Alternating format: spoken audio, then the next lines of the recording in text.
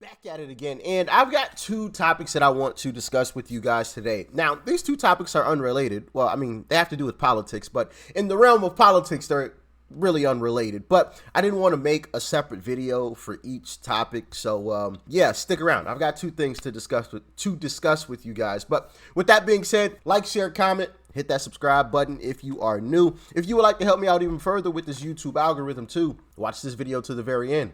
It helps out tremendously. Oh, and by the way, shout out to every single last one of you that have showed major love and support via a super thanks. I greatly appreciate every single last one of you guys sending a donation. I greatly appreciate it. You don't go unnoticed. Thank you, thank you, thank you. And everyone that has bought some merch, I greatly appreciate you guys as well. All right. But with that being said, let's dive in. Thoughts about what? Running for re-election in 2026. That's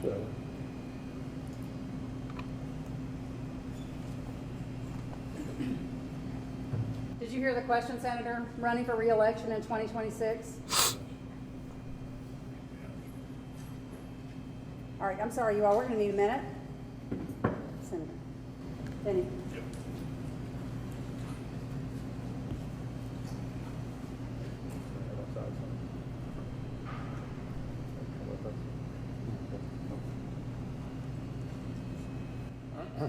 okay. Somebody else have a question? Can anybody tell me what exactly medically just happened there? Now, once again, I'm no medical expert. That's why I said, can anybody medically tell me what just happened there? Any nurses or doctors, okay, in here that can tell me what medically just happened to Mitch McConnell there? Because that's not the first time that happened to him. If you guys remember, not even a month ago, maybe about 3 weeks ago, an instance like this happened 3 weeks ago where he just froze. Just out of the blue, just randomly, and didn't say anything. Now here, it almost looked as if, to me, he kind of got dizzy or something for a second, because there's another angle of this where she grabs him by the arm a little bit, and it almost looks like he's gripping the podium with everything that he has, like he's trying to hold on to the podium, like he's about to fall over or something. I don't know, but this is some really sad stuff right here, man. And y'all know I'm not a fan of Mitch McConnell. Hey, listen. We need to ditch Mitch, okay? We need to ditch Mitch McConnell. I know it's all about the money. At least that's what I feel like it's about, and what I've uncovered a little bit. The reason why a lot of people in the Senate back Mitch McConnell is because that's where all the money comes from. That's where the dollars come from, the dollars and the cents. And as the saying goes, money makes the world go round. So, but it really is unfortunate to see stuff like this, because you have him, Dianne Feinstein, who had problems answering simple questions, right? You had her reading off of a script. I don't know if you guys remember that clip. Actually, let me plug that in right here. Check it out. Senator Feinstein.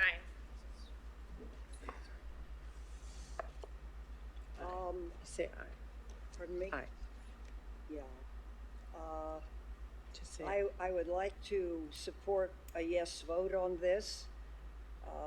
It provides $823 billion.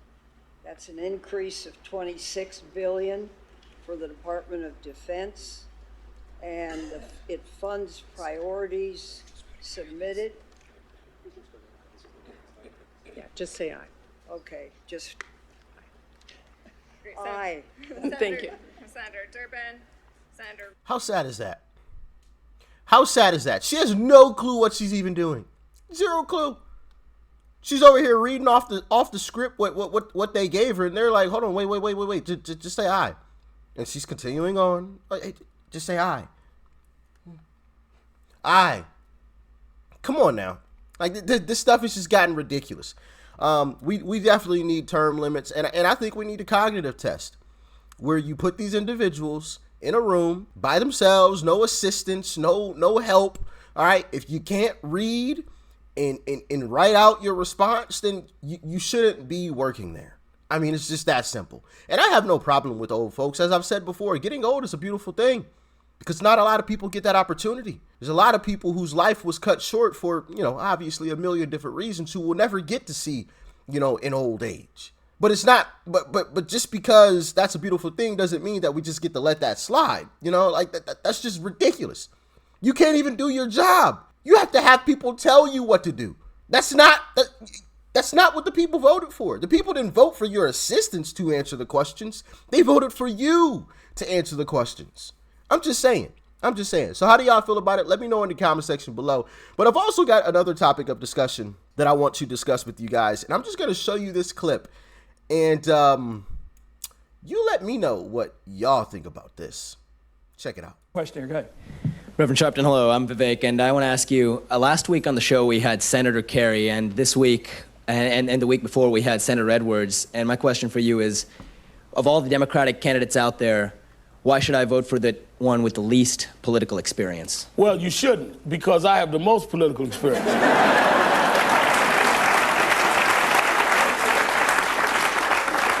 I got involved in the political movement when I was 12 years old.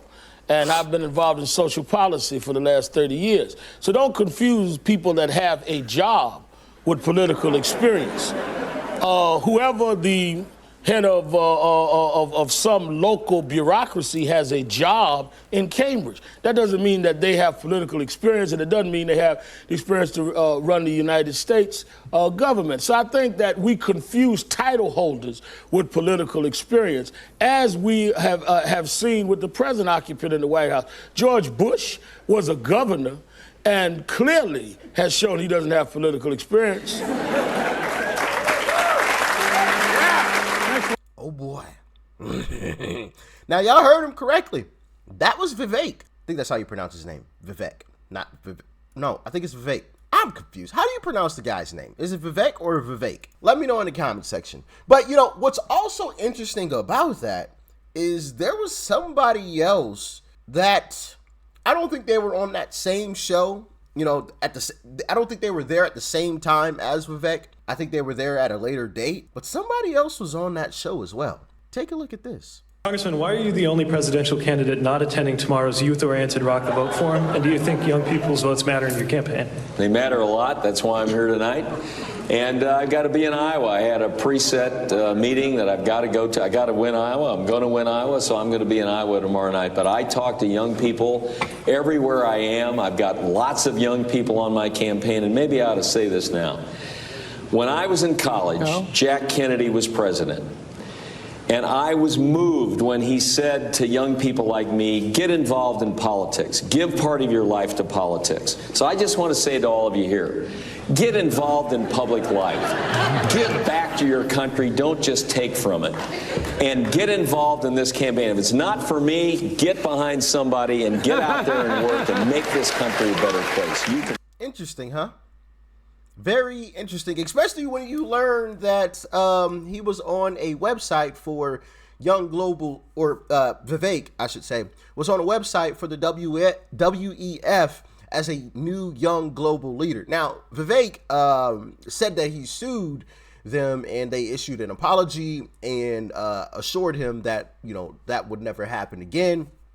And there was some type of monetary there was some type of money given to him as well as a result. But it's all really interesting, especially when you consider the fact that this question has been brought up recently, and it's that, is he a little too polished? It seems almost too good to be true, right? I don't know. How are y'all feeling about it? Y'all let me know. Now, of course, since he's rising in the polls, things are going to get dug up. Of course, that's part of the game. And it doesn't seem like he's really afraid of answering any types of questions. I mean, the guy's everywhere. He's everywhere. Every time you every time you hop on YouTube, he's interviewing somewhere with somebody else. It's crazy. It's insane. I got to salute it. I got to give him his props for that. But do you guys think he's just another Obama? Someone who just speaks well? Let me know. How you guys feeling? Talk to me. I think it's quite interesting.